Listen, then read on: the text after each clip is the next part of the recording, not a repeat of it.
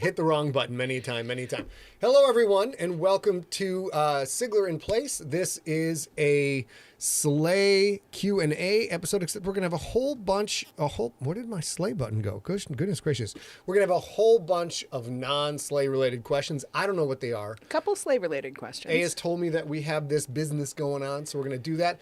I don't think you guys can hear it, but there might be a little more fan noise than normal because we didn't want to cook up here. And since we're not turning this into audiobook quality audio, which is what Steve does every Thursday morning after I upload this stuff, we can have a little extra noise. So if you hear it, don't worry about it. Don't worry about it. As normal, for any Q&A, there is two things we have to say at the start. You keep talking. One, this is a spoiler. Put your right hand out. Got it. Okay. This is a spoiler for every single Siglerverse book. Sigler himself, he and I, you can ask any question at this sort of Q&A. Scott might not choose to answer every one of those questions, or we might not choose to answer every one of those questions, but everything is on the table for the asking. That's number one. Number two is, again, spoiler. Hey, Abby, nice to see you. That is, I know what these questions are. Ab? So there's quite a lot of, hey, Akil, nice to see you too. Man, we got a good crowd. It's a good crowd. Definitely a lot of spoilers for a lot of parts of the Siglerverse. So yes. This is your one fair warning. I will try to give you, if this is a real big throwback or it's very, very recent, but expect spoilers for everything, including Sleigh. And if you want to wait until you're done, we can do that. All right. Let's go back to Maine and let's go through some accounting. First of all, this should have worked. Let's find out. Turn that off. Yes. There we go. Steve the Iceberg Ricky Berg has his Junkie Party coming up next one, October 7th. That will run from 4 p.m. to 11 p.m. Pacific time, 7 p.m. to 2 a.m. Eastern time. So whatever the hell you got going on, you got no excuse. Jump in, hang out. I'm never there. A is sometimes there, but it's a pretty fun time. Yeah, and I will say, Steve is so dedicated that this past weekend he had this party because the weekend before that, which is normally the time that he does it, the first Saturday of every month, he was in Atlanta at DragonCon with Scott and caught Concrud and soldiered on and still had the Junkie Happy Hour this past Saturday. So it's a good time. You should come by. Ooh, Paul Collins wants a hat. You got to wait, Paul. We got hat news coming up. Not now, but in the very near future. All right, Iceberg. And of course, we've been sending a lot of information with our new SMS thing. It's probably not new. It's been about a year old. But text to 855-955-5095. You're going to get a coupon code to use on stuff that we sell. We sell from our store. We got somebody who's frustrated today. They couldn't apply the coupon store to the pre-order of Shakedown, the Crypt Book one, and that's there's nothing we can do. We don't have coupon codes for Amazon, Mysterious Galaxy, for Barnes and Noble, for anybody. We can only discount our own money, our own stuff. You still get discounted. We got a lot of new stuff coming. I will say this too: if you're outside the U.S., some countries can't sign up, even though they try. I know, Ollie, when you watch this, I know you've sent me information about that. I just saw. If you have that problem, let me know. Because we're doing coupon codes and stuff, and that's unfair. If I can't make that happen by text, I want to know if you want to receive that information anyway, because you don't want to miss out, which I can totally understand. So Paul Collins says he pays full price, worth it. I appreciate that. Not everybody can pay full price all the time. It's part of the reason the podcast has been free for coming up on 20 years And a big reason that we brought the podcast to Realm and brought all the stories back. Same reason. Because times are tough all over. Times are tough all over. It sounds like a Springsteen song. All right. And of course, if you don't like the SMS text or you want both, you should sign up for the newsletter because there'll be a lot of cool stuff coming in the newsletter, including we're going to launch the newsletter and the SMS on October 3rd. So for you Kindle buyers, for the Crypt, the day to buy it is on October 3rd. Our publisher has asked us to do that. We're going to talk a little bit brief in a moment about the hardcover and Audible pre-orders, which are good to go. Ross the Boss jerseys are also coming a little bit down the road, but we added 2 new products to the store, and I'm going to tell you about those in a second. Babe, did we cover everything? The only other thing I want to say is when we come back next week, it'll go back to the format that we've been having with Sleigh, where I will be downstairs while Scott reads a story, but he's going to be reading new short stories that he's never read live before, or he's never recorded before. Never before, never before. I feel like there should It be is a possible parrot that you says may that. have read them with your eyeballs. I think, but you wouldn't have heard them read. D79 in the house, of course, and that's how you get your posts. Thank you. I'm glad somebody picked up on that goddamn line. Thank you. I worked so hard on it. All right, so now let's talk about. Can we talk about our two new products right now, or should we talk about? No, let's go through it in order here. Books, ladies and gentlemen. I want to point out to you that now available for pre-order, if you don't follow me on social media and you're not signed up for the newsletter and you're not on the SMS list, which is possible, you may have missed the announcement that we are ready to go for pre-orders. There's two ways to get to the Crypt page. Number one is you go to scottsigler.com, click books, and then you click this shakedown right here. We'll get to that in a second. Or you can just go to scottsigler.com/the Crypt. Not that. There you go. The creep pot. The creep pot. And the crypt, and we go right here. Now, what I want to show you about this page, which is important, pay attention, goddammit. Put your drinks down for 1 second. If you click on the Amazon link, it will take you to the Amazon page where you can buy the hardcover or the audiobook or Kindle. If you want to buy the Kindle, please wait. Don't buy that. Make a calendar item. Set yourself an alert for October 2nd to remind you. Have it on your calendar for October 3rd. Any time of the day you buy the Kindle version on October 3rd. Super cool. Everybody is very happy. If you want an autographed hardcover, that is clickable through this link I just said here. This one, autographed copy right in the middle. And that goes to Mysterious Galaxy. Mysterious Galaxy is selling the autographed hardcover copies. They've already been flooded. They're not sure when they're going to get the books in. So if you get an autographed copy, super cool. You might not have it on the 3rd. There's still supply chain issues and a bunch of other things going on. So just chill. A lot of people are buying the hardcover and the Audible, which we'll get to that in a second, and that's cool. Or the hardcover and the Kindle. So you can pre-order the hardcover, read it on Kindle, and then when the hardcover comes in, let's take a look. Yeah. Well, while he's grabbing that book, Mike McGee, so I'm so glad you found him in April. So glad to have you here. What is going on? Slap you in your buttocks with a hardcover book. What? So a couple things about this. This is the book that was available at Dragon Con. I think there were 50 or 100. I don't know how many that there were available for sale there. This is the book that was available there. It will be the exact same, word for word, feature for feature, item for item, if you buy it off of Amazon or wherever fine books are sold, or if you get the autographed copy from Mysterious Galaxy. There is no ARC. I've gotten a handful of questions about that. There was no uncorrected proof. There's just this print book, tree book. That's it. There's not a hardcover, a trade paperback either, I don't think. Is there a trade paperback? No. No. That's so strong. We might have a paperback at some point, but not right now. Yes, it's very shiny. It's very durable. It's great. It's a tiny bit water resistant, which is nice because I just spilled a beer on my computer during NFL Sunday. So all kinds of things can go wrong. So now go back to books. So I will say while he's, you're done. Are you ready? So the Mysterious Galaxy is doing us a pretty big solid. We love to work with them. They're so easy to work with. They're so good for you. The only other thing I'll say is that if you're outside the U.S., because we all learned a really big lesson in the pandemic, Mysterious Galaxy, if you're outside the U.S., even if you're in Canada, will charge you $90 when you place this order for shipping. Right. And that's protective so that they don't lose money because they're a small business and they're a bookstore trying to survive. If you're worried about that, you can email them. I haven't done it myself, but I do know credible reports of people emailing about that and them saying, well, this is just protective. Once we know what the shipping is for where you are, then we'll reduce the shipping as we need to. If that's not okay, there's another option. You can order this. You can order locally on Amazon. You can order this book all over the world on October 3rd. Well, you can pre-order all over the world on Amazon right now, and get this book. And then in the next couple of days, prior to the Crypt launch on October 3rd, we will be putting a line item or a product in our store at scottsigler.com that is a book plate. It's specifically a book plate that you will show them how the book plate would work. So you get this book. All you non-US people who don't want to pay the huge shipping for an autographed copy, hold on 1 second. Let me go back to books.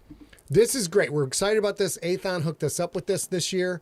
So Shakedown, this is from Amazon UK. I assume Amazon.de and other vendors will have the same thing. Yep. But you are paying local shipping or England shipping rates, if I have that right. You're in Australia, paying domestic even Australia is shipping only rates, it's only like about $40-$45 US for the book and the shipping. We're fucking delighted. This is super great.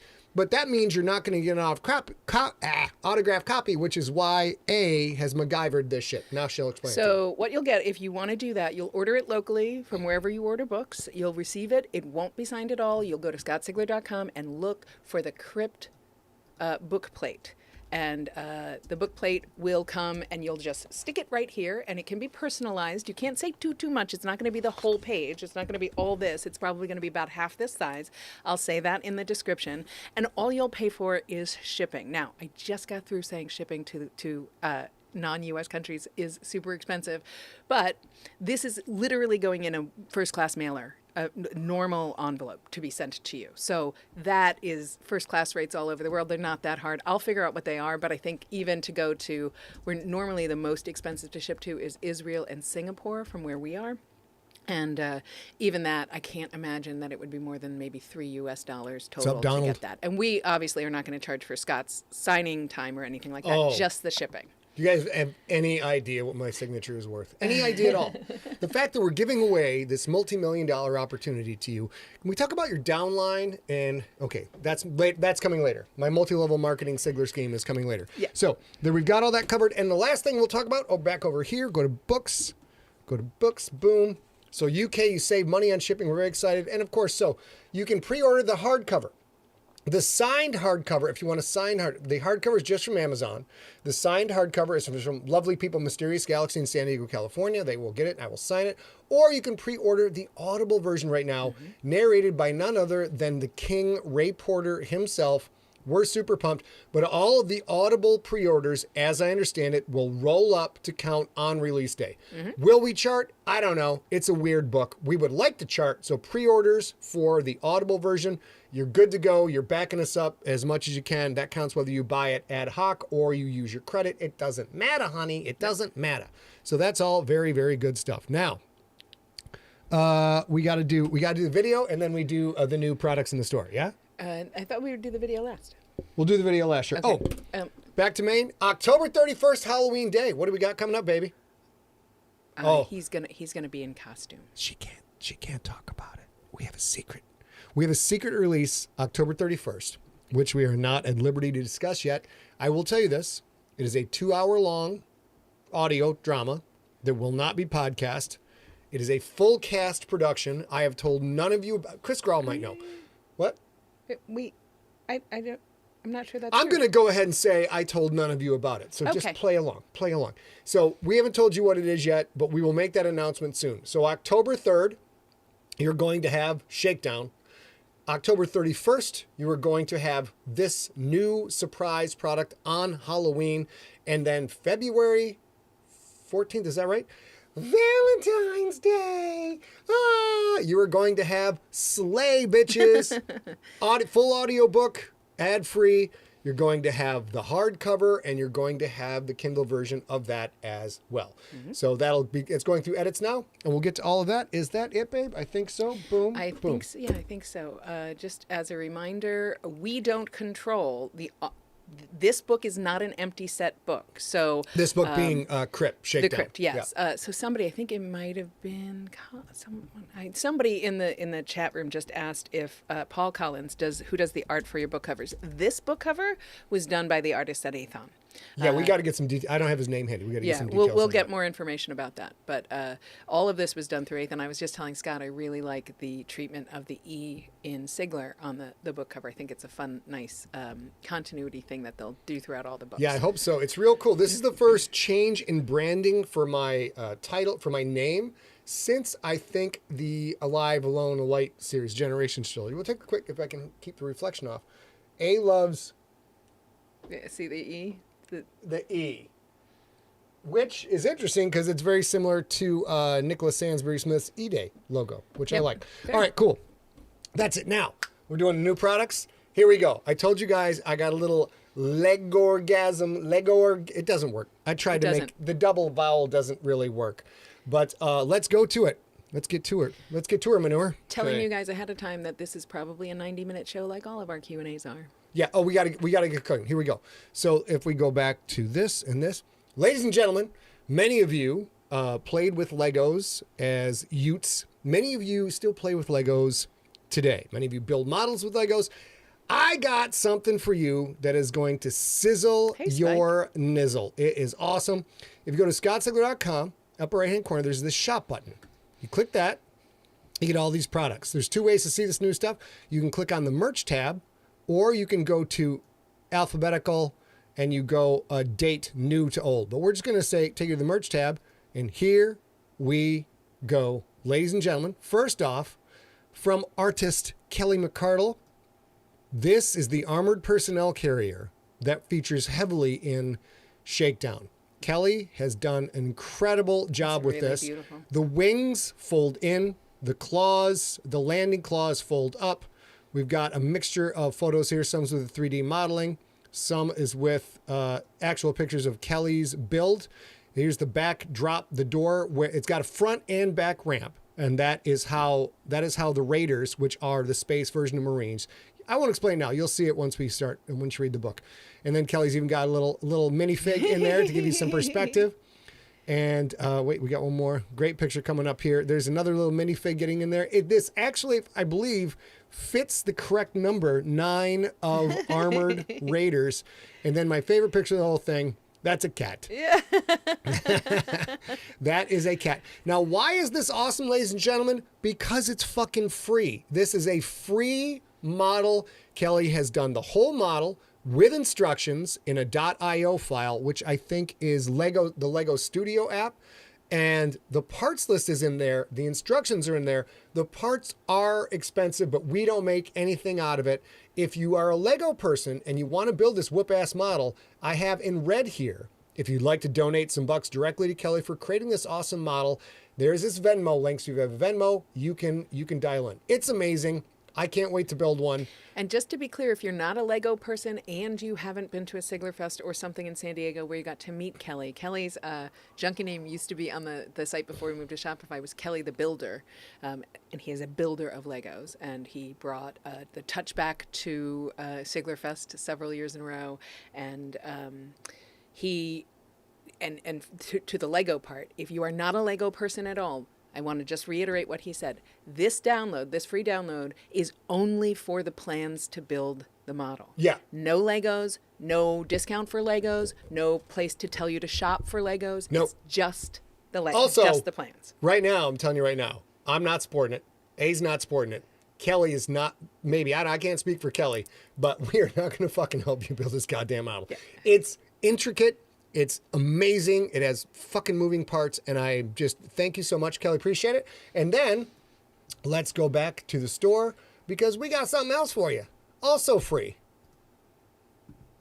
This is the work of a certain gentleman by the name of Chris Grawl. And holy shit, you guys, if you guys have watched this show before, you may have seen the actual model. Chris has built the actual I'm trying to show the book cover PUV. Let me go back reflection. to me. Hold it right. Try now. This you see on the cover? Yeah. You're doing a good job. Doing a good job. Go back to books. Okay, put it down. Now, if you look here, this is the fucking PUV James Keeling. It's so cool. It's insane. I forgot to pull one out, so if we have time later, I'll whip out my own. Excuse me while I whip this out. I actually have 2. I think we screwed Chris on this. Yeah, maybe but why don't we show those next week? Since we'll show those next talking week. Crypt next week, and we're So definitely over time already. just to finish this up, Yeah. Chris has done the best coloration match he can find for what is in the book. That is what I will call the copper version of it. It's, again, same thing. All the .io files, a file for the .io file for the stand to put the ship on, 2 .io files, both for the copper version and for the Kraken's version. Mr. Pimp Grawl made a Kraken's colored version of the Keeling.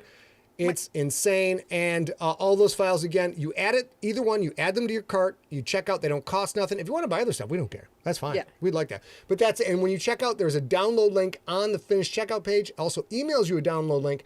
However, let me make this known. If any of you actually build one or both of these models, please send us a picture of you with the complete model. Pets are perfectly acceptable in the picture. It can be just the model, it can be you and the model, it can be you and a pet in the model, it can be a pet in the model. So that's totally fine too. We're going to get those pictures into the store so people can see other happy consumers. Anything else, babe? No, I will say this for anybody who is thinking about downloading anything from our site, which we'll probably, or ordering little things like this.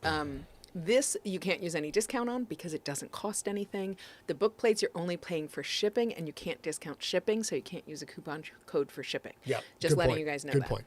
All right, ladies and gentlemen, that is it for our splooge of new information, and now we're going to get on to questions. Let's go. Well, Kelly and Chris did just incredible work. And Kelly, we will, Chris, it took me a long time to get these up in the store, but cheers. We're 3 weeks out from the book, and now everybody can build their own model of the Crypt and the Octhera APC. They're both fucking awesome, and I much respect, amazing amount of work, and I'm very grateful. Yep.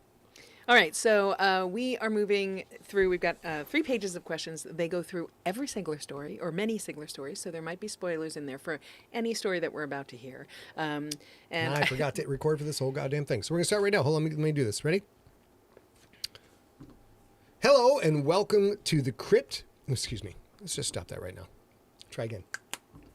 Hello, and welcome to Slay Q&A Part 2. With me is my business partner and a very sexy number. Also my wife. Good. I'm A. glad Sigler. Hey, how are you today? I'm great. How are you? I'm doing great. I understand we have a shit ton of questions, so we're going to get to them really quick right now. We're gonna jump there right will in. be some Slay questions, but also a bunch of Siglerverse questions. So, spoiler alert, if you are listening to this on the podcast, if we are not going to hold back on anything, some things I won't answer if I haven't written the book yet, but if you're not caught up on the Siglerverse, especially if you're not caught up on Slay, you might want to go catch up on that, then come back and listen to this. And I'll try and drop in a spoiler alert so you can pause it and go on to the next question. Here we go. Let's get it on. Okay, so I'm going to start with a little bit of an email and a question from Ian Seakel. He says, Ian Seakel. I just re-listened to the Infected trilogy on Realm. I hope this partnership is as good for you as it is for us. I loved books 2 and 3 and 1 as much as I did. 1 and 2 every bit as much as I did when they were originally podcasts. Great. That's wonderful to hear. But Pandemic was just wow. I'm sure it had all the classic unexpected and lots of violence, but I'm in the final stages of my own divorce. And when Margot and Clarence's marriage falling apart was handled with gentle, brutal, and gut-wrenching. I knew from listening to various podcasts that when Scott was writing, he was also in the midst of his own divorce, and I can feel the struggle. Thank you for writing from the heart. So that was more a comment, but I thought it was worthwhile because we are really excited about our relationship with Realm because it brings back every story for free for you with some inserted ads. So hopefully you guys will check that out. Now, moving on to an actual question. Robert. Real quick, I'll interrupt. Those of you listening at home, I have Realm up on the screen. It's realm.fm. If you go to realm.fm and search for Scott Sigler, you can see I have Nocturnal, the Infected trilogy, all 3 books, Ancestor, Scott Sigler Slices, Slay, so the first season of Slay, and we just started last week to kick off the NFL season. We are going to launch the entire GFL series, dropping 3 episodes a week during the regular season, 2 episodes a week during the off-season. It follows John Vizcarra's chronological order of the novels and then all the novellas in the way they're supposed to be laid out. And just that content alone is going to last until the end of 2026. That's before I get to book 7, book 8, and book 9. So it's and fucking awesome. And book 7 is coming out next year anyway. So there you go. Go on further there you than go. that. All right. From Robert Gill. Later, Dave. He said, I was 100% sure. Oh, sorry. This is a Slay question. Okay. I was 100% sure that when Callista summoned her lawyer, Chuckles Mulrooney was going to appear. No! No! No! He's pouting. He's mad. I saw this question when it came in, and I was like, oh, he's going to be so mad. Why didn't you send me his fucking question? I was still fucking writing the story. God damn it. Because there's no way I'm getting rid of Shocking Cock Khan. He's a fantastic character. Like, oh, did you step on it? Yeah, I stepped on it again. I love that character, but fuck you. God damn it. Was going to appear in the greatest short story of all time would be connected to the Siglerverse, finally. Anyway, my question is about jerboas. Does anyone in the magical world understand how they work? The drug dealer seems to imply that they just do what they do and no one knows why. excuse me. There will be more coming on the. There will be more information about the Jerboas later. You can tell Rob's not here because I was like, there'll be more coming on the Jerboas later. And I'm like, Rob's going to turn that into a dirty phrase. Just me to turn a dirty phrase. So there will be more later about the Jerboas, but no, most of the Enlightened really don't understand how they work, why they work, who put them in charge.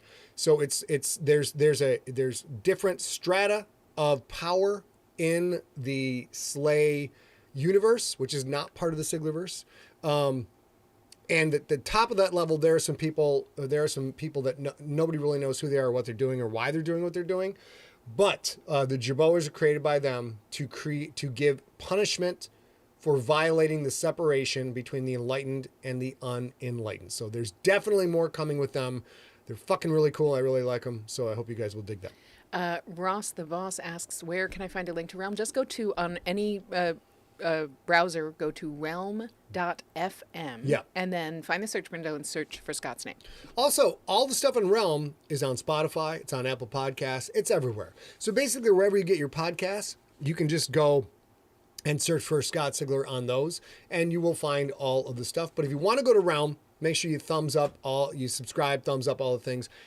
They're fucking really cool people, and we're getting some ads running in the system again. It's very nice. We're very happy. Yeah.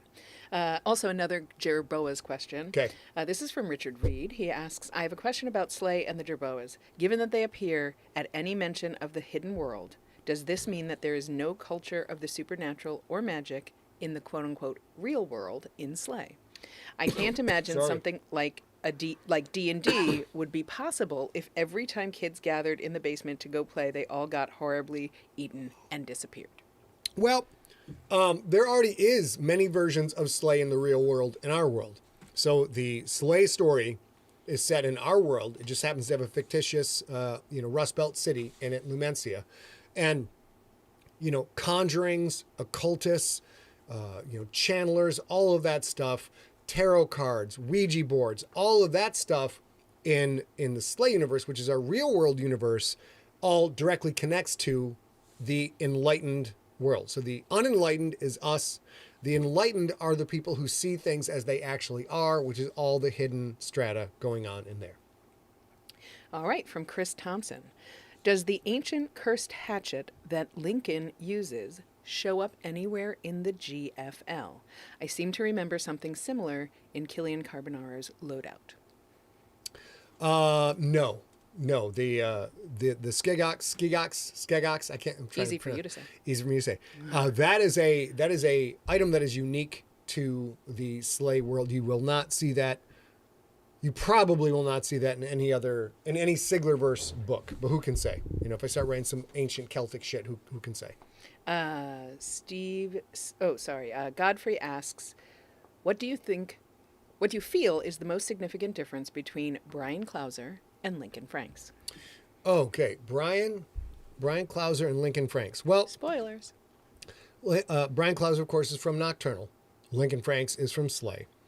I would say Brian Clauser is a much more quiet, introspective individual who largely has his life, he has his shit together.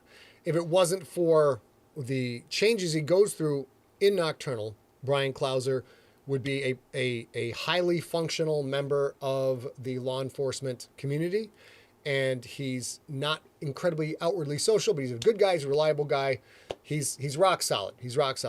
Lincoln Franks is a fucking train wreck. Through things that you will get to see probably in book 2 and book 3, you will find out more of why he's a train wreck. He's not only a drug user, he's a drug abuser. He is an alcoholic. He's got an enormous amount of problems. He has trouble communicating. He has trouble even accepting his own emotions and his own feelings because he was raised in a family that the Franks are the ultimate monster hunters of all time. They are the rock upon which the Bastion is built. The Bastion is the monster hunting organization. And Lincoln has fallen from that grace and is no longer part of the Bastion. And frankly, he's an embarrassment to his family because of it. And that is really difficult for him to process. And my channel for that is my brother Irv, who is a football coach in Michigan, and kind of has really followed my father's footsteps very, very closely. So I've tried to sort of imagine what would happen. Something happened with my brother, who's this incredibly good dude who helps a ton of people and has changed a lot of lives through his coaching and his teaching. If he kind of fell out and hit the bottle, hit the pills, and then couldn't really understand why he had screwed up. That is Lincoln Frank. So to me, they're very different characters. Also from Godfrey, would Pookie's womanizing charms help him at all with Magda and Ariella, or would he strike out because they're still single? Come on, baby, it's Pookie. Baby, hold on a second. I don't know. Baby, come on now. Pookie knows how to talk to people, knows how to charm people. Because Might you know not what? know how to talk to Magda or Ariella, though. They're not exactly... Pookie listens, and he's an empathetic listener. First of all, I think Pookie and Magda are boning inside of a week. But that Tops. doesn't mean they'd be a couple. No, they wouldn't be a couple, but they are going to slam that ham. You know what I'm saying? They're going to get their stuff together. Would he get Ariella? I'm not entirely sure at this point. Honestly, that one sort of depends on what Ariella wants. If Pookie pushed any of Ariella's buttons, they're going to Pound Town. If not, then there's no way he's going to convince her of any of that. I got a lot of sex euphemisms in there. And yeah, sure. A lot. One more from Godfrey. I heard questions in part 1 last week about the Bastion and thread work. How disappointed are you that no one has asked about the details of how Bingles actually does his job? Not disappointed at all, because actually this has been a delightful surprise to Rob and I, and the advantage to rolling these out in podcast form is the ability to gather reader information and figure out things that we didn't think would thrill readers, and yet they do, and readers are like, I want to know more about this. Yeah. And that gives us the opportunity to put more work in future books in the series. And one of the biggest questions we've had, besides Jerboa's, has been the maker system, the maker magic system that is in Slay. So there's a lot of makers out there. You got your 3D printers, you got your welders, your artists, all these people make all this super good people work on cars. Across a large swath of people, they want to know more about the details of how it all works, which we're going to provide, not to the nth degree. There won't be a manual on how to do it. We're going to give you a lot more information on how this stuff actually works, because how it works factors heavily into the story as the story progresses. I think I answered that question. Mm-hmm. I'm going to ask, let's see. I want to get on to some other questions, but I feel like if I crop all the Slay questions together, I can... That's fine. We can do that. So let me see. From here, we'll ask. Slam that ham, Rob. Turn around. That's right. Slam on the ham on. That's another way to say it. Trent David Reedus asks, loved finding out that Grandma has powers. Does she have a past with Lincoln's dad? Maybe in the Bastion? Also, is Slay a part of the Siglerverse? I'll answer the second one. He's already said it twice on this cast and once on the last cast. No, not part of the Siglerverse. Well, I said that earlier, but it's possible I lied, because I do lie for a living. It's currently not part of the Remember, Siglerverse. the Slay layer, the Enlightened layer, exists in real time with all of us right now. You just can't see it because you are unenlightened.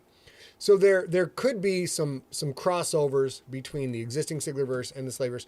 If they are, though, they'll be very light and very, very funny. I will say there has already been one crossover. I don't know if you caught it. Did you catch it, doll? I don't think I did. There has already been one absolute crossover between the Siglerverse and Slay.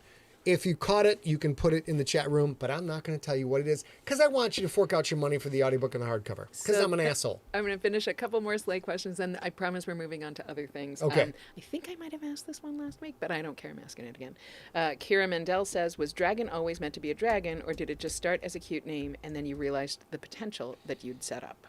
No, Dragon was always meant to be a dragon. That was one of the first things when Rob joined the team, the writing it's two of us. When Rob joined me writing the story, and I'm like, I'm fucking out of control. I don't know how to reel this in. He got like a laundry list. I'm like, these are the things that absolutely will happen in the story. And number one was Dragon is an actual fucking dragon. And Cantrell's the only one who knows that we see. Magda, of course, knows it, but she doesn't care because he's so cute. Dragon's so cute. So that was always there. That was always meant to be a big part of the finale. And the dramatic tension of the arcs in Slay is telegraphing it to you guys, so you know Dragon's got something going on, but you're not sure what. And then sort of the red herring, like I literally call the dog's name. The dog's name is Dragon. So a lot of you went, well, it can't be a dragon. The dog's named Dragon. Well, fuck you, because it actually is Dragon. I love that character. It's my new favorite character in the whole series. So you guys will see more of that pup in future books. These are the other two questions that I wasn't sure if I'd asked last week, Sean. So tell me if I'm doing them twice. And if he gives it different answers both times. What lessons learned over the course of your career went into the sauce when you wrote Slay? How was your approach significantly different from the first podcast version of Nocturnal? I think that's a great question. Yeah, let me give you. You're talking a little quieter now. So do you keep talking no, the same way? I can talk. Talk the same way you're talking. I was Okay. bringing you up. I want you to be comfortable and relaxed, baby girl. I did ask that one last week. So I'll recap because I thought about it. And I can tell from Scott and I started working together. Sean Dyer's all over it. I know, Excuse yeah. me. Excuse me. I asked him to. So I will say this because I thought it might be a double, but I wasn't sure. So I will say this from my perspective. Scott and I started working together during that writing of Nocturnal's period of time when he was writing throughout the week to podcast on Sunday. And back in the day, a million things were different. The technology being the biggest thing. His ability to write during the week and record on Saturdays and then publish on Sundays was a whole different process than it is now. And he couldn't do it. I think he was back in I'm not sure we had the office quite yet then. So he was back in the closet I was totally in the closet, you guys. Yeah, totally in the closet. And working on that during the week, and that also meant that he was the street that he lived on in San Francisco. The wall that the closet was in and up against was a very busy, I think, 6-lane street in San Francisco. Franklin Street, 3 lanes, one way. It was like listening to a river. It was just constant. Yeah, so he couldn't necessarily record at all times of day, and he had to do a ton of work to clean up after that. Now, I mean, you guys can see behind us the mitigation, the sound. I can't ever do this right. Baffling? The sound mitigation and baffling and things Frankly, like that. And the recording equipment has also changed, and the digital insides of the recording equipment has changed so that he can record in this room quite a lot of things, and that has made everything easier. The other big thing that's changed is in the beginning of Slay, he wrote, as he was setting up the world and the characters and stuff, he wrote several days a week. But by the end, he was writing just one day a week, Friday, on this, and he's working on his other projects the 4 other days of the week. So he got a lot. By the end of Slay, and with the addition of Rob, like he said, he was sort of drowning. Rob pulled out quite a lot of the stops, and they got a shorter, faster book done, which is good for us because in the world of print-on-demand printing, size matters. Yes. And girth does not, I'm sorry to say. Question from Dave Smith. We'll get to that, Dave. Just rephrase that question. I'm not entirely sure I understand where you're coming from that. Maybe hit your next one. Okay. And we'll catch up, Dave, when he just rephrase the question. Let's go. Let's go. Did I answer the question? No, you answered it last week, so I answered. Oh, got it. All right. And then this one I might have asked last week too, and I wasn't even drinking that much last week. I don't know what's happening. Yeah. I was. So this is also from Sean. Which published or otherwise broadcast characters kill or generate general violence is Scott most proud of writing? And the corollary question for me: which violence/kill scenes did A enjoy the most?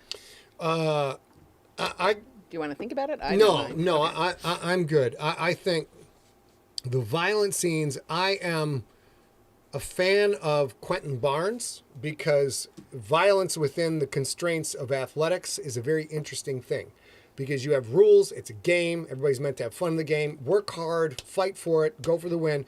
But when I was on the wrestling mat and on the football field, and I was this big on the football field, so there wasn't a lot of this, I was literally visualizing hate and trying to kill everyone I went up against. It was a huge outlet for my my violent tendencies.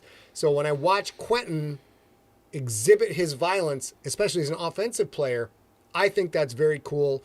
I think that it's my background in sports lets me do a decent job of portraying that. So I like that. But man, I tell you what, Lincoln Franks is the most unabashed, violent killer I've ever had in any of my books. He doesn't give two wet shits.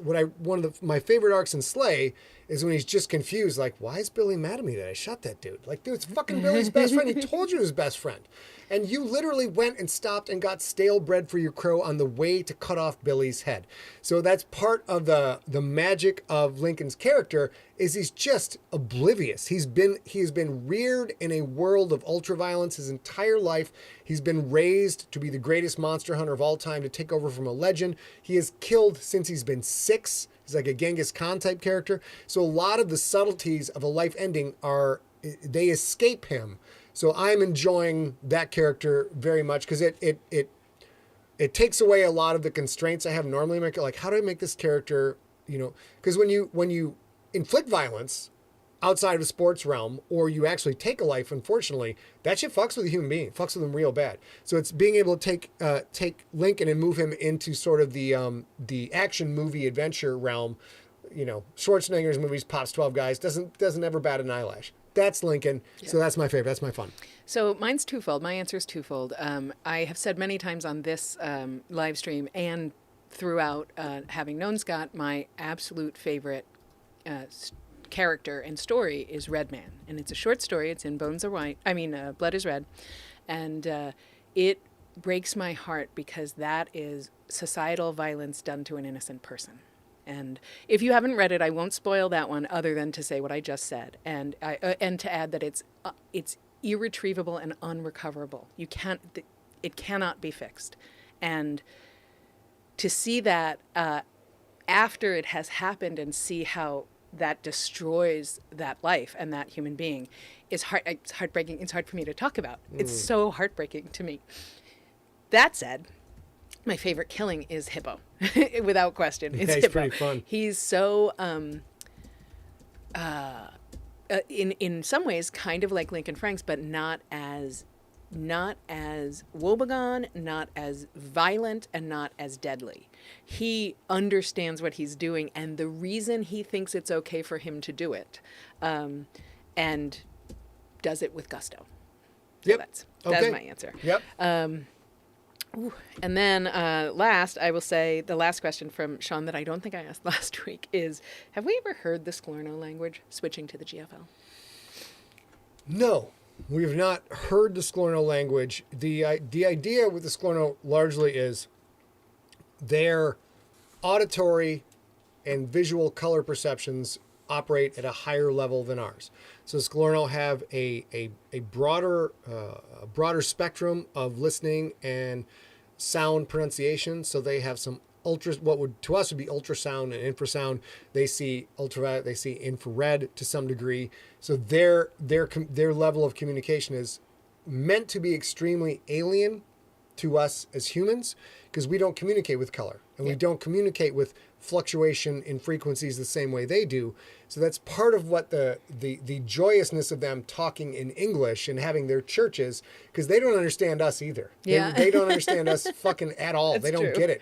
There's all these layers of context that are just missing for them. So they just assume it's some kind of godlike supernatural thing. I enjoy that part quite a bit. All right. I want to step back to the last question, because in the chat room, I think on Facebook, David Lamb just mentioned the Tweety brothers seem pretty badass and killers. And I will add one restraint of violence that I think is a pitch perfect moment that Scott wrote, which is there's a moment where, and this is a huge spoiler, so jump back in 30 seconds if you haven't read all of the GFL you can. There is a moment when the fake Killian Carbonaro gets discovered, and Quentin is absolutely going to tear him limb from limb. And John shows up at the restaurant. John Tweedy shows up at the restaurant and is totally nonchalant about it. If you're going to kill him, kill him. If you want me to kill him, I'll kill him. You want me to kill him? I'll kill him. I'll kill him. I don't care. It's fine. But he sort of works through that with Quentin, and I think prevents Quentin from doing something that John would be able to do in a heartbeat and have no qualms about. But Quentin, who is still discovering himself and still growing into the person that he will become and still wrestling with his orphan identity and his Purist Nation identity and all of that, John doesn't have any of that. John has been supported his entire life by his mom. He's wildly successful when they meet, all these things.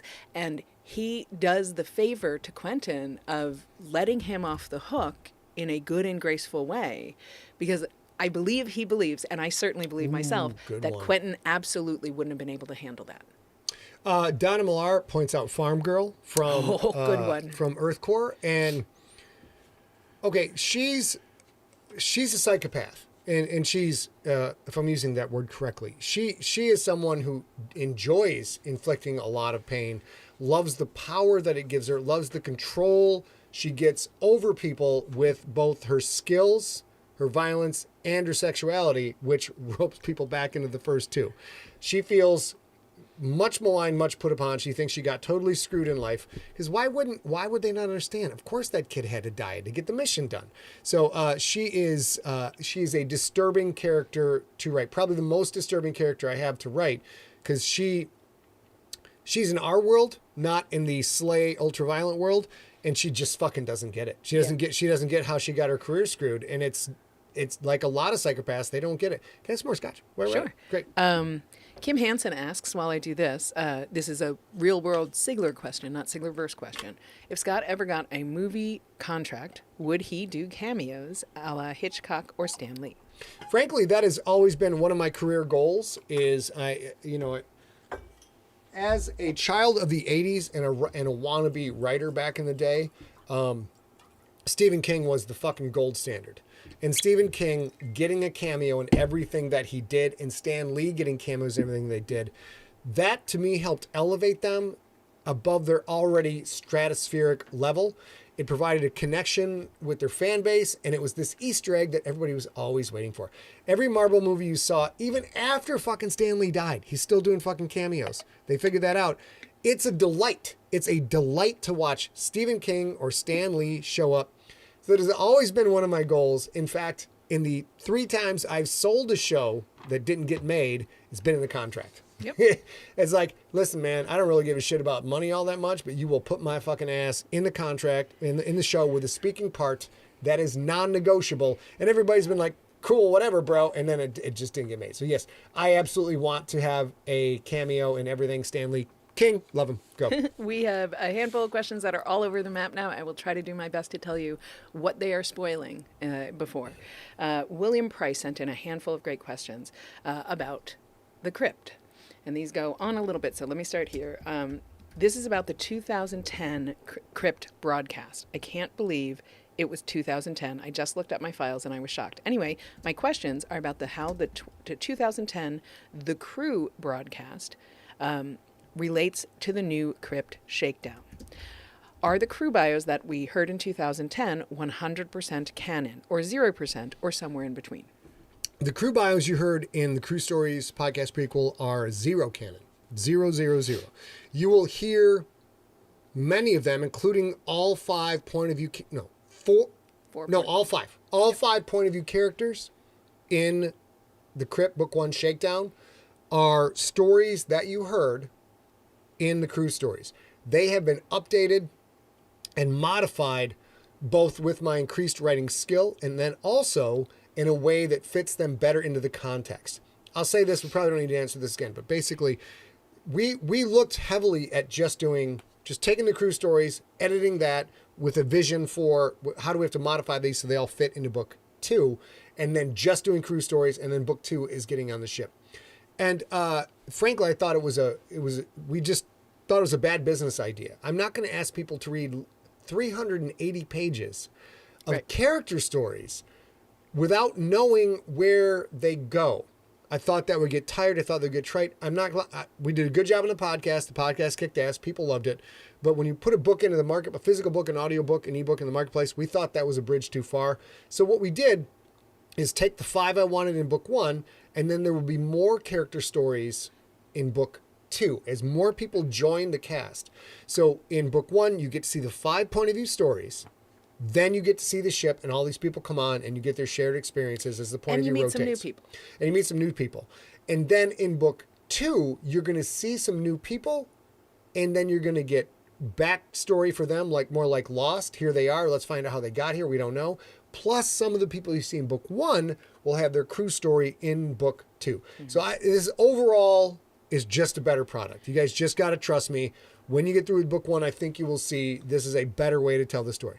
And I will also say that we talked about the Crew stories a bunch of times. There were several reasons. The biggest one was that in the era that those were put out, and podcast fiction was in its heyday, its big heyday. And there was Podiobooks, and a lot of those writers that co-wrote were within the Podiobook sphere with him. That was a more interesting and visceral experience to go through as a junkie in general. That probably wouldn't have worked, like Scott said, for 300 pages of stories that don't connect to anything without all the talky talk around it and the knowing of the relationships that were around it. So we chose not to do that. Another thing is, it's possible, in fact, likely, that not every crew member that you met... Somebody asked what this says. Be careful or you'll wind up in my novel. Go ahead, babe. Not every crew member that you met will make it into these novels. Correct. And we're going to do the best. Yeah. Sean Watts, Scott did see Adam Savage at Dragon Con. He had dinner with Adam Savage on Thursday night. It was awesome. It's great. Did we get... I'm so sorry. I asked somebody to repeat a question, phrase a question another way. Did we get to that? Did he rephrase it? Dave Smith there. That's Spike, actually. So scroll down a little. Scroll up a little. I don't know. I'm sorry. Whoever asked that question, I asked you to rephrase it. Just copy, paste, type it in. Type it in again. Let's see. There's more questions here. William Price continues talking about the crypt. Asked if I go back and re-listened to the Crew stories, will that just confuse me when I buy and listen to the crypt? Nah. If you have them saved, and here's how I think you approach this. So anyone listening to the podcast, if you have the Crew stories saved from back in the day, or you attain them from someone else, there are 0 spoilers in the Crew stories that are going to ruin your enjoyment of the crypt. What might be fun if you have them, you can listen to all of those before you listen to the new book. And then in the new book, I really think you will see how my skill level has improved and how we have threaded everything into a 5-book arc, as opposed to this super cool idea that a lot of you frankly listened to because you knew me and you listened to me and you trusted me and I gave you that entertainment. So I would do both. I would go back and listen to those stories and see what happens. I will point out though, we get a lot of requests for Bent Wrench Kreitz. He is not in this series. He will not be in this series. We're not going to go into too much detail, but there is a reason that we've just flat out dropped him. Not going to be in there. I'm sorry, that's a disappointment. Hopefully I will have other characters that you will enjoy just as much. And then William also asked about how the Crew stories, if they're relevant to the new stuff, which he's just answered. They'll kind of come in, sprinkled in throughout. And the last thing he asked about what used to be called the Crypt Book 2 Shakedown. And obviously that title has become the title of the crypt that's coming out in 2.5 weeks. The reason for that is all those Crew stories were sort of pre-information, and the Shakedown is what you call the first voyage of a new crew on a ship. Yep.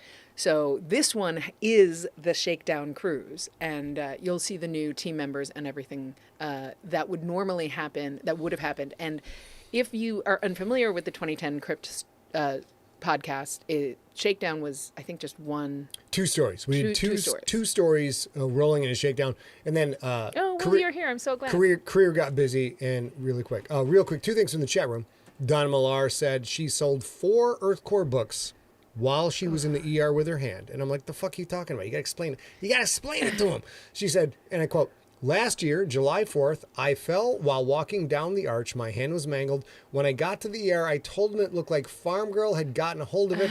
So I introduced them to Earth Core, and she says she sold 4 or 5 copies of Earth Core because she was like, look at my hand. It's like Farm Girl got to it. I love it. Thank you." And then Nick Glad says, "I think the reformat of the crypt is brilliant. I love the original crypt, but my only disappointment was not getting into the ship and going on a mission. Love that this is integrated now."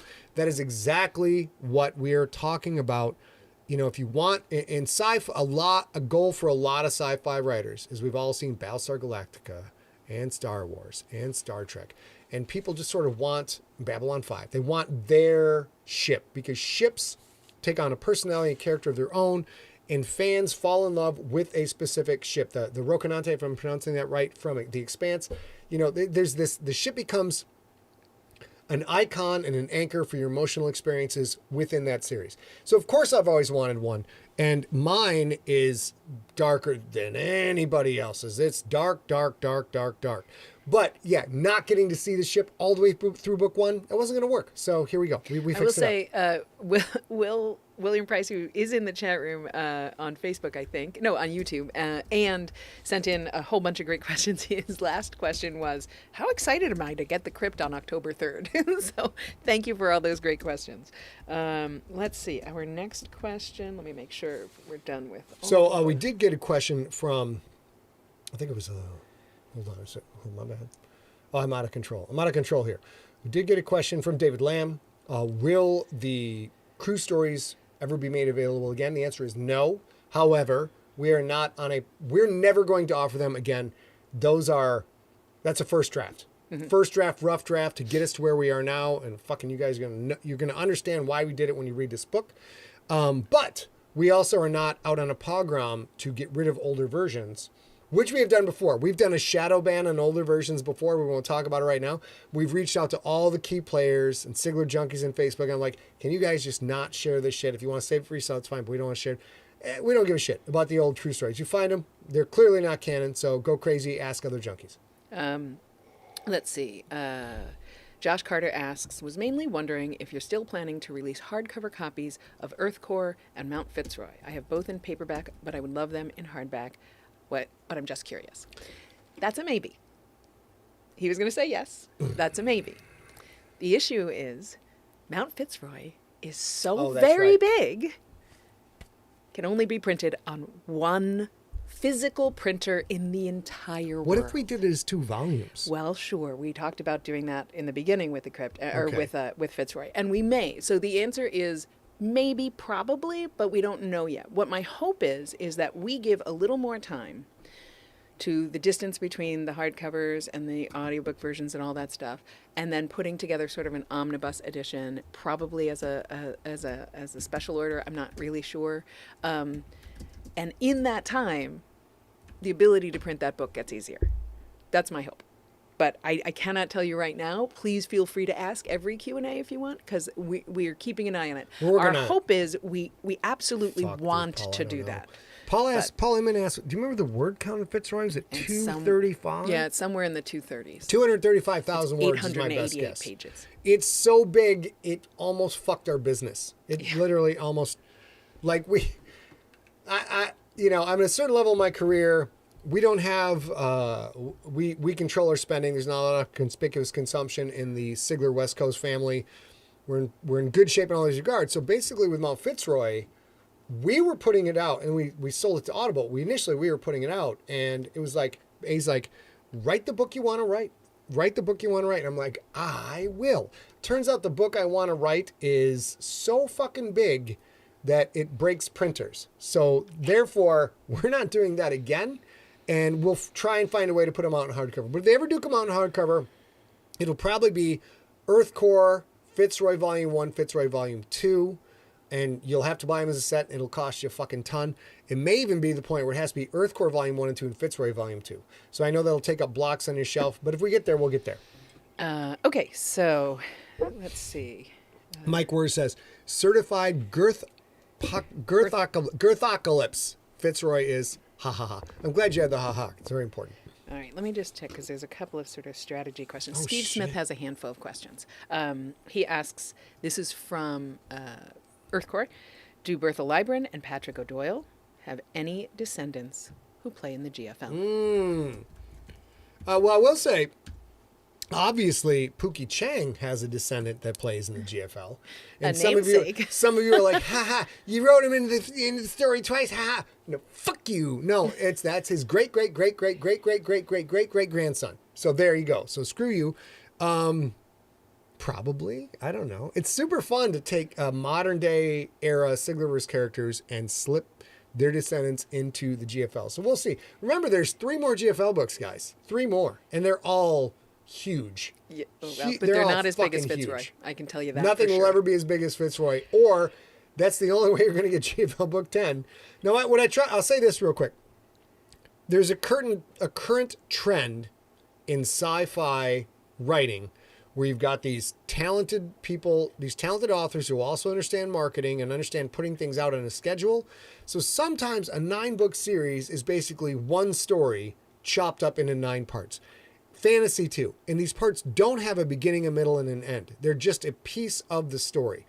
And, we're talking, these things wind up being well over 10,000 pages. They're huge, huge tales. That's not something we do. If you buy a book from Empty Set Entertainment, if you buy a Scott Sigler book, you get a beginning, you get a middle, you get an end. And if the end is not, you're not happy with the end, you get to finish your story and then fucking walk away. You get to ghost out. You don't have to come back to find out what happened. That's how we do things. So that's why we're not going to have books all that big.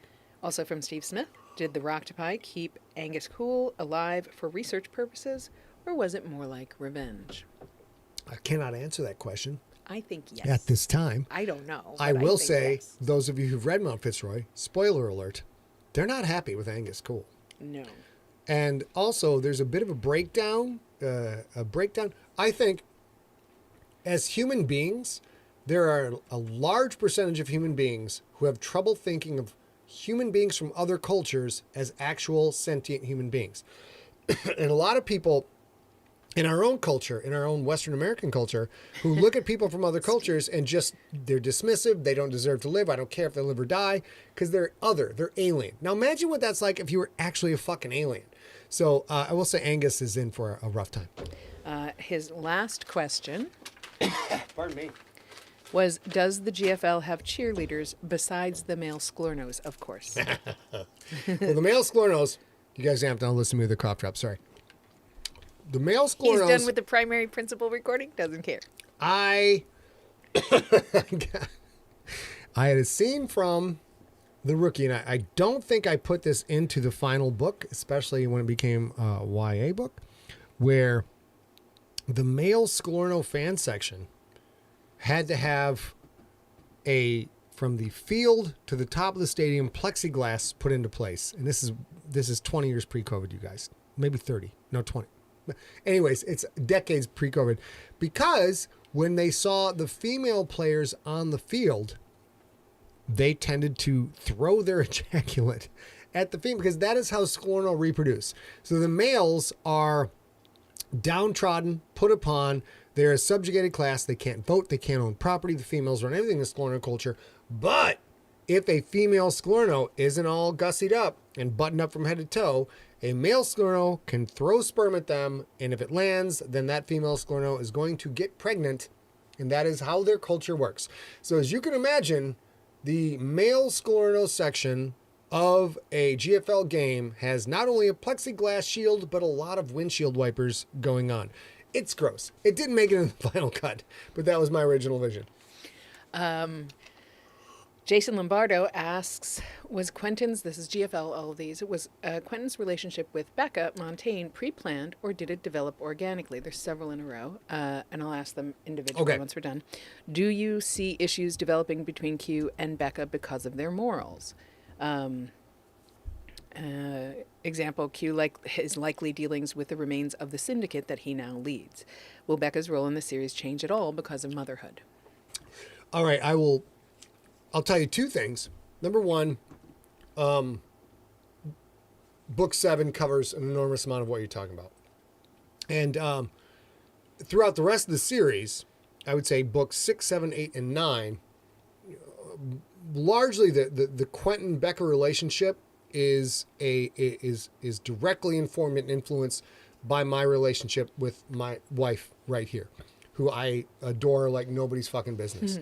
So as somebody mentioned earlier, I channeled my divorce into my work. I channeled my relationship with the evil queen into my work, and just trying to communicate the emotions I'm feeling, because the emotions are what translates across all the decades, all the centuries, all the millennia. Human beings are human beings, and we feel the same way. The Romans felt the same way about their bay as we feel about our bay. There's no fucking difference whatsoever. So Becca and Quentin are down for the gunfight. That's the only spoiler I will give you. They are in cahoots with each other and crazy about each other, and God help the person who tries to get between those two, because it's not going to end well. And it's not just Quentin. Don't cross Becca Montaigne, dude. Don't cross her. So, Steve, there are no official GFL cheerleaders. That is true. No, how do you put together a cheerleader team with 5 or 6 different races? Because I represent everybody. Some outfits would be very, very tiny, and some would be big tiny. At least most of them would be tiny. Mike Wers says, I'd hate to be the janitor for the male Scorno section. For sure. And they didn't make it in any books, but you all now know. When you listen to the GFL and you re-listen to the GFL and Book 7 comes out, there's a whole corner of every stadium where there's a bunch of male Scorno, the bed bugs, just tossing off.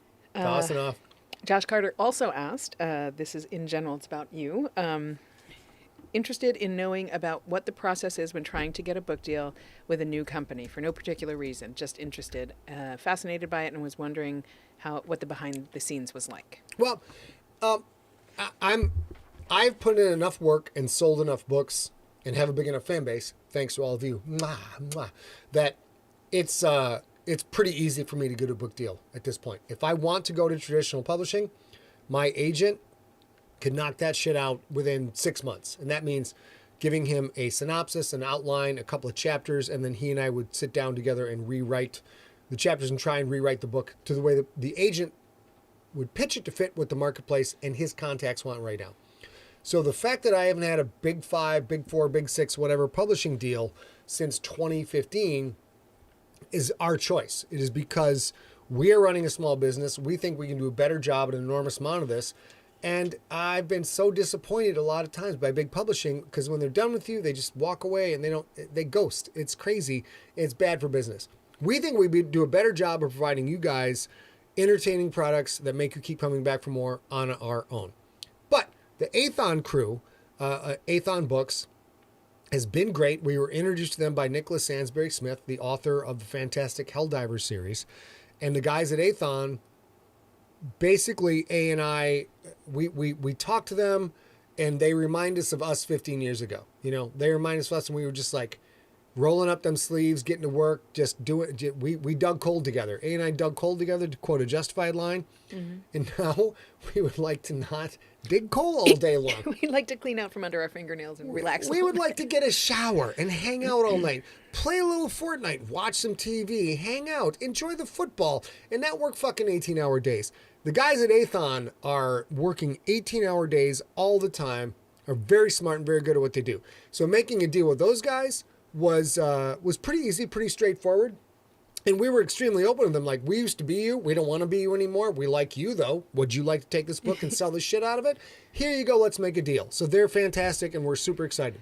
Chris Grawl re-asks a question from this chat. Will we see what happened to the Washington, D.C., and will you kill the rest of the attendees from that stop in the rookie tour? Nope.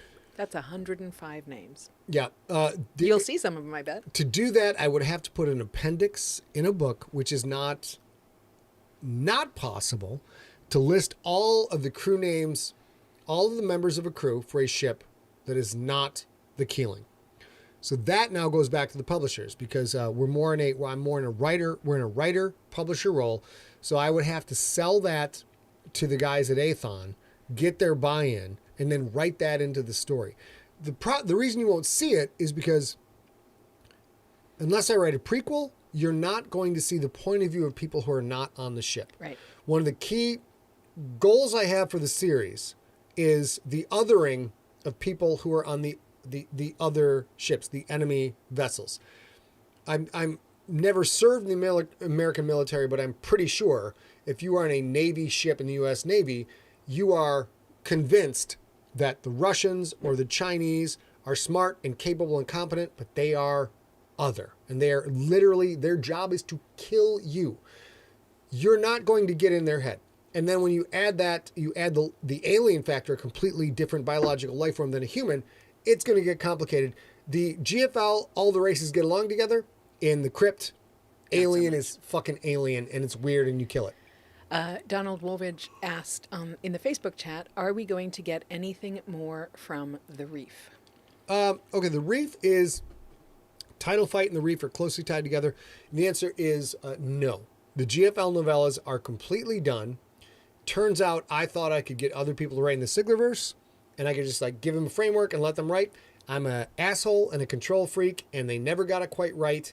There's no way they could get it right because I couldn't get... Anyways, the answer is no. That was a failed experiment. I may co-write with people on a thing in the future, but there will be nobody else writing the GFL but me. So the answer is no. Yeah, and that's actually true of every piece of the GFL novellas. I think he kind of covered that, but just to be clear, no crypt, no more title fight, no more reef. I mean, sorry, not crypt. There'll be much more crypt. I meant reef. I would say it's only Big Papa from here on out, except I'm kind of small. So it's little Papa from here on out. That's all you're gonna get, son. Word Squared asks, the Creterakians use entropic rifles. Is this because there's no kickback? Flying objects and kickback is tough to count. 100%, absolutely fucking spot on. You're the first person to catch that shit. Congratulations. Isaac Homer asks, has anyone in the Siglerverse in the time of the GFL ever noticed it's a bit hypocritical of the Creterakians to justify their war against other species on the basis that other species are warlike? No, because the Creterakians, like human beings, are oblivious to basic logic and empathetic communication with others. So, I mean, you don't got to go any farther than to watch the current American political landscape to realize that it's super duper easy, barely an inconvenience for people of one party to other the people of the other party and just turn them into buffoons. These are idiotic buffoons who don't understand what they're saying. Not only that, they're trying to take all of our stuff. They're trying to take away our way of life. This happens with people who are exactly like each other in all formats. And if it happens there, it's clearly going to happen with aliens. We're going to have a different perspective on things. Let's see. Our in real life friends and the people who watch our dogs when we go out of town, or at least when we go out of town without them, because if we go with them, then we take all the dogs. Amy and Jim ask, of all stories, movies, TV shows, comics, etc., do you have a favorite dragon? If so, why? Oh my God, that's a fucking tight question. I got to think about this for a second. Mine is currently dragon. Okay, I'm going to write off dragon. Because dragon, you guys are not even prepared for what that little fucking dog is going to do. Favorite dragon. I was a big fan of the dragons in the Game of Thrones series, both the TV series and the books. I thought George did a phenomenal job with balancing a highly intelligent animal that is still an animal. They still have primitive reactions. Mm-hmm. You can't negotiate with a George R. R. Martin dragon. You can't rationalize with them. You can connect with them. You can't hide them in your bedroom. You can connect with them, but the thing is, you cannot control them. You can't say, bad dragon, don't do this, because they weigh multiple tons and can light you on fire. So I was a big fan of those. But I was a big fan of the Temeraire series. Was fucking straight magic to me. Mm-hmm. It was so good. If you guys are fans of war fiction and dragons, who wrote that? I forgot all of a sudden. I can't recall. Can you Google it? Sorry. I thought you meant the question. Yes. I'm drawing. I love her. She's great. She's been on our show, but drawing a blank at the moment. Naomi Novik. Naomi Novik is the Temeraire series. I cannot recommend it enough. Full stop. It's sensational and amazing. Napoleonic Wars with an air force of dragons. Sensational. That being said, I got to go all the way back to Anne McCaffrey, and I got the connection, the Dragon Riders of Pern series, and all the associated things that went with it. That I read that when I was a little kid, and to this day, I adore my dog. I love Reese so much. And now that she's getting all the gray muzzle, all I do is every time I pet her, I'm like, I'm not going to pet this dog forever. Like, it could be tomorrow, it could be 5 years, but we're on the down slope. And Anne McCaffrey was the one who really captured that essence of that deep love, because Anne McCaffrey, it's not a pet, it's a partner, it's a pal, it's your friend. And I have to tell Reese when I was scratching her, like, you are my favorite thing in the whole world. And in a lot of ways she is. Of course, A is my favorite thing in the whole world. But Reese has this special, this siloed connection. So that when the answer to the question is the Anne McCaffrey series, the first 3 Dragon Rider books are unreal. So good. If you haven't read them, you should go get them right now.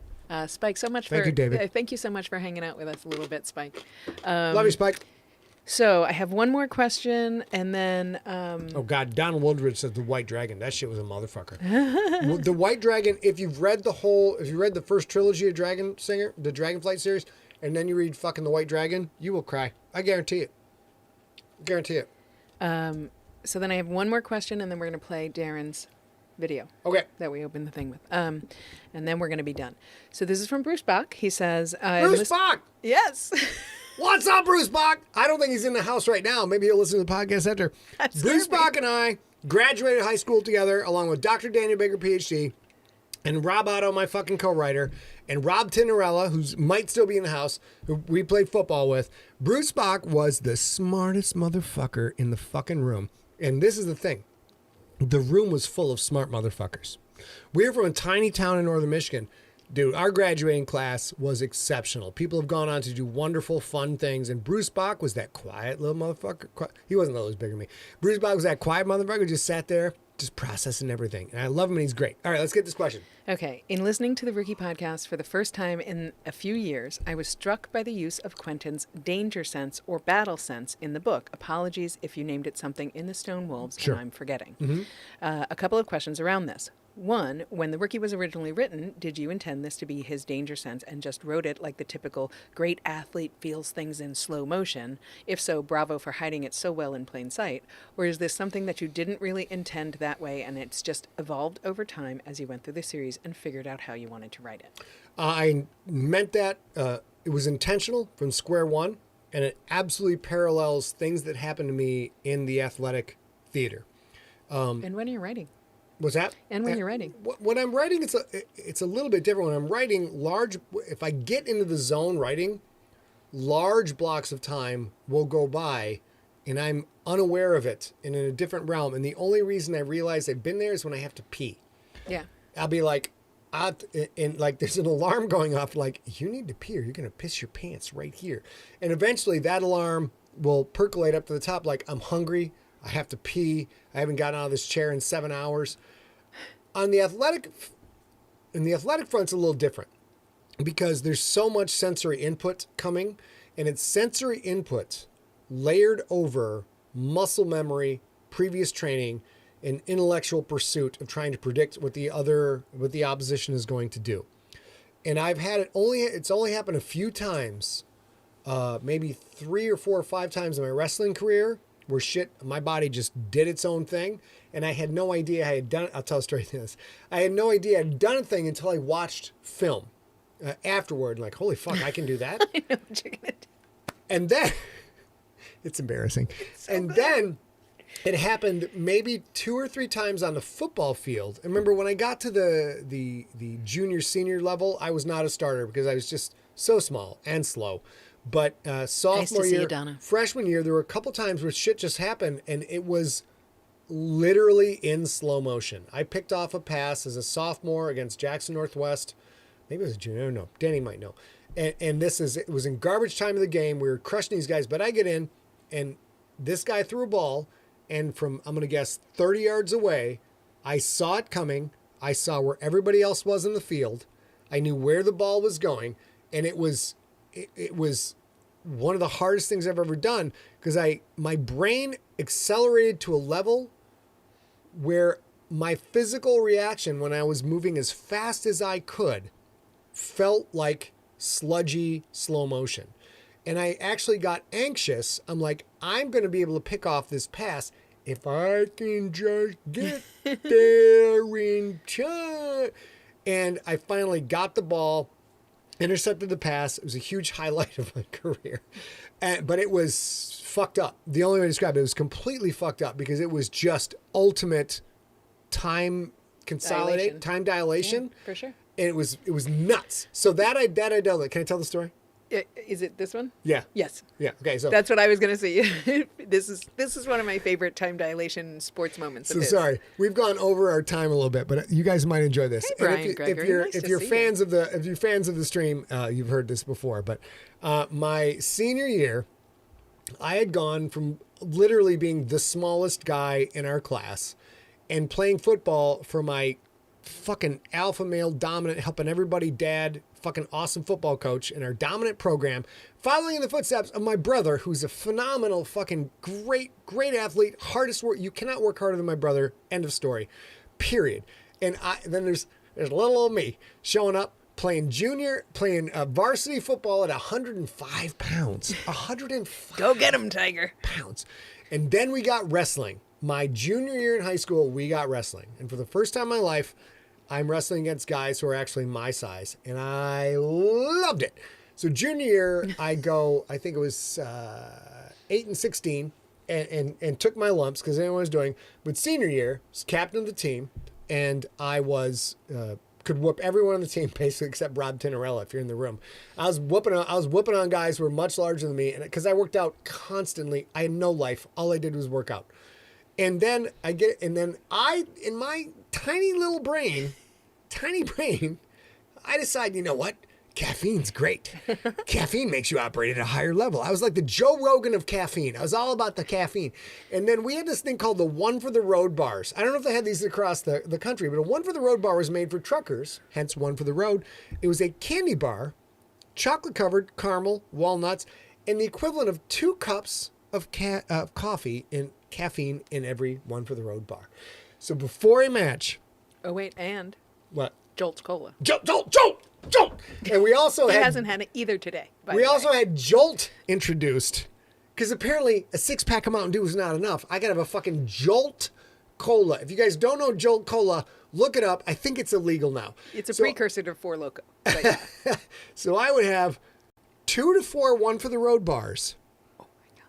And probably 3 Jolt Colas. And you were wrestling at 126? 126 pounds. So I was ingesting a cardiac arrhythmia level of caffeine before every fucking match. So when you guys see teenage athletes do shit you think is dumb, remember this story. Because I'm not dumb, but I did this shit. So I was just like, it was constant. It was just, I was so fucking wired all the time. And I only saw this on film. I'll tell you this film, get this story. I didn't know I was doing this until I watched film after the match. And the 3 matches before mine, 98, 105, 112, and 126, I would walk along the edge of the match. And this glare, I'll look at the camera and try and give you the guys a glare, because I would see who the guy was going to wrestle, and I would do this. Wait, we gotta do here. I would be like... Because in my head... threatening is this? In my head... I was telling myself a story because I'm a storyteller, and the story was that motherfucker wants to kill my mom, and I'm going to kill that motherfucker first. And it was fucking constant. And I didn't know how much caffeine. I didn't know I was doing it. So we get into the match. Here's the final story. We get in the match, and I go out there, and this was I'm not that good of an athlete. I just work very hard, and I'm very aggressive. So there's things I can accomplish to sort of punch above my weight class. When I got against real wrestlers who were very talented, I usually got beat. That was just the way it was. But this kid comes out, and this kid was not a talented athlete. He's probably fucking 16, and I'm just like, gonna fucking kill you. I'm gonna kill you, motherfucker. Get on the mat. Like this big. Fucking come in, and I grab his head, pop it off my shoulder, illegal. Fucking turn this way so the ref doesn't see it, elbowed him, illegal. Did that, get him down on the mat, fucking drop him, and then I slip in a half Nelson, and then I pinned him in 17 seconds. And he gets off the mat, and he's just glaring at me. Just this, it's only a teenager can glare. So hurt and so angry, and I'm like, whatever, bro. You fucking shouldn't have stepped on the mat. You should have forfeited like the last 2 guys who wouldn't even get on the mat with me because I'll fuck you up. And I'm like, come back, my boys, a high five. We're having a great time. Coach's like, good job, Scott. Good job, Scott. And then watching the film, I did a leg pick step through that to this day I can't do. I don't remember how I did it, but in the film, I did it fucking like an Olympic. It was flawless. And this is something coach had shown me, and it's stored somewhere in the lizard brain. And then to finish the job, slip in the half, and I did what is known in wrestling as the 5-on-2. That's 5 fingers and 2 testicles. And I... Very illegal. Had him on his back, so the ref was looking at his shoulders. And I just fucking absolutely grabbed his nuts and just crushed his fucking nuts. And then of course he went rigid, because God forbid a 16-year-old boy should have another guy touch his nuts. Like, oh my God, am I gay? I'm pinned. And like, just went rigid. He's pinned. I walk off. I'm all fucking swaggering. I'm watching the film. I'm like, I should probably not have as much caffeine. maybe a little less caffeine. I don't remember any. I don't remember any of it except for watching the film. So that all goes into Quentin's field vision. It all informs the story. So while you get ready to play that video comment, I will say, to wrap up this, some notes from the chat room. Steve Rickenberg in the Facebook chat room said maybe you didn't get a lot taller because you had so much caffeine. And he actually talks about starving himself for wrestling. It's the weight cut. Has probably stunted his growth because both of his parents are tall. His brother is tall. Taller. Herb's 5'10". Dad's 5'11". I should at least be 5'10", and frankly, probably about 40 pounds bigger, and not carrying that in a bad way. My brother's a lot. He's a significantly larger guy than I am. My dad, significantly larger. My nephew is fucking 6'4", 220, and played for the Cardinals. But his mother is also quite tall, and his mother's family is also not your mother, Tyler's mother. His mom was extremely tall too. Sure, but Tyler has two. Yep, Tyler's got 6'8" people in the family. Yeah. So there's a lot of genetics in the family, but I didn't eat. Yeah. I didn't eat my fucking senior year at all. I just cut. Yeah. And Nelson shared with us that Jolt Cola is still commercially available. Yes! If you want to try it, but we're not having it here. Can we do it for one episode? Maybe one Jolt? I can buy one Jolt. One Jolt? Maybe do that. Okay, all right. You're going to call up Darren's comment. Yep. So we are done with the Q&A. If you have Q&A questions, feel free at any moment you think of one, throughout any story, any Sigler in place, walking in the grocery store and you see Joel Cole and you want to let us know. Donna Millar, who just left the chat room, is really good at this. It is, Brian. So really fun. And Sean Dyer is absolutely exquisite at this. When you think of a question you'd like to know during the Q&A, you don't have to wait for us to ask. Just email it to info@emptyset. Put Q&A, next Q&A in the subject line, and that'll be that. I'm trying to reply to chats, and shit's going fucking nuts. Hold on. I can't even fucking click on one. Hold on. Oh, it's not. It's not still commercially available. It's apparently vintage on eBay. Maybe we won't have a Jolt Cola. No, we're not going to have a vintage Jolt Cola. No. So then we have we got one video comment for our Q&A. And if you want to... Did we just freeze there? Does that matter? You know, I don't know. We'll find out. Looks like we froze. Check on Facebook. Oh, real quick. This seems to be going. Nope, okay, we're good. This is a comment about the end of Slay, and he had to do it by video. Donald Woolbridge added Copenhagen to the mix at 125. Yeah, son. We had. I was from Sheboygan. We had a lot of fellas with a fucking chaw in. We'll dip in. Get that dip, buddy. Spit out. I also saw them went to college a lot. In college, I'll tell this story. Now, I wrestled 126 in college for 2 years. And real quick, our meal when we were cutting was ramen noodles without the noodles. It was just water and the flavor packet. That was it. Water and the sodium. Water and the sodium. That's all we had because it was a bit of flavor and we couldn't eat food. All right, we're playing this shit now. All so this is relative to the Slay Q&A, and this is a video comment that we got from our friend Darren. I think there's no audio echo here, but I'm not sure. If there is, mention in the comments. We'll try and fix it. We're trying to fix that. Here we go. So I was listening to the epilogue, and just as Scott is describing the being that is wielding this massive power coming towards us, I'm driving and I start sort of, not shaking, but I'm shouting at the radio. You shook. It's Grandma. You shook. It's Grandma. It's fucking Grandma. But still, it wasn't until the very end that, that... Yeah. That's it. And then no echo. That's good to know. All right. So I will also say you, our dear friend Angela Clark is in the chat room, and she said, like a tiny spider, you run around. It was, and I So shit. I Hold on, let me was turn him listening off. to the epilogue, and just Sorry, Here we bud. go again. It changed my life. Because I watched, remember, I played football all 4 years of high school, wrestled 2 years of high school. I was a experienced young man at watching sports film and analyzing, being critical, and trying to figure out how do I get better watching the film. And when I watched that film of me doing the fucking 5-on-2, and I didn't remember it at all. I had no, and also it wasn't just that. It was the fucking step through shit that I've never done after. It was like, we got to calm the fuck down. I can't do shit. I can't be in a place where I'm doing shit with my violent nature that I don't remember at all. So I was like 17. I'm like, let's just chill it down a little bit. Chill it down. So there you go. All right. So we are about to wrap up, but Paul Inman said, ooh, a little ramen water. Yum. Dude, it was a treat. I once went, I've told this before many times, my glory days, 3 days without food and water to make weight. Cut. So there you go. All right. Gosh, that's unhealthy. That's Don't why do I'm that this at tiny home, man kids. right now. That's why I'm this tiny man right now. Good night, So everybody. we are almost done, but I want to say, we're just going to wrap up. I first want to say to anybody who's celebrating Rosh Hashanah this weekend, Shana Tova. Thank you, Richard. Congratulations. Happy New Year. I hope it's a wonderful celebration. And we will be back on Wednesday, September 20th, and you will be hearing a new story that has never been read by Scott. Who's reading it, me or you? I'm not sure. Me or him. It could be me or her. We don't know Yeah. yet. And then until then, We want you to stay smart. We want you to stay science. And for the love of science, please stay informed. Educate y'all ass. Listen to people who know more than you do, who've studied things that you haven't studied.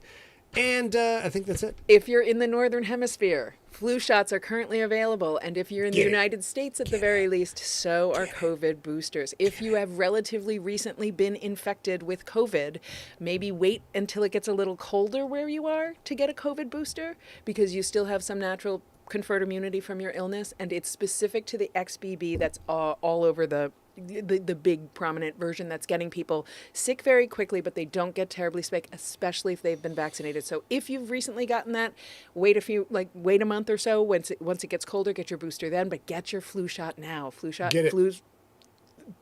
kills 35,000 Americans on average every year. That's a lot of people. Ollie, not sure what you're asking. Email info@emptyset, and let's switch back over here.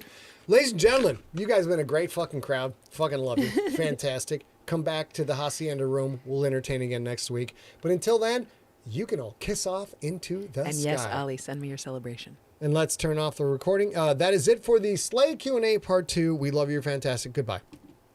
And now the rest of you who are here... oh, shit. Hold on. Boom. The rest of you who are here live, you can kiss off into the sky.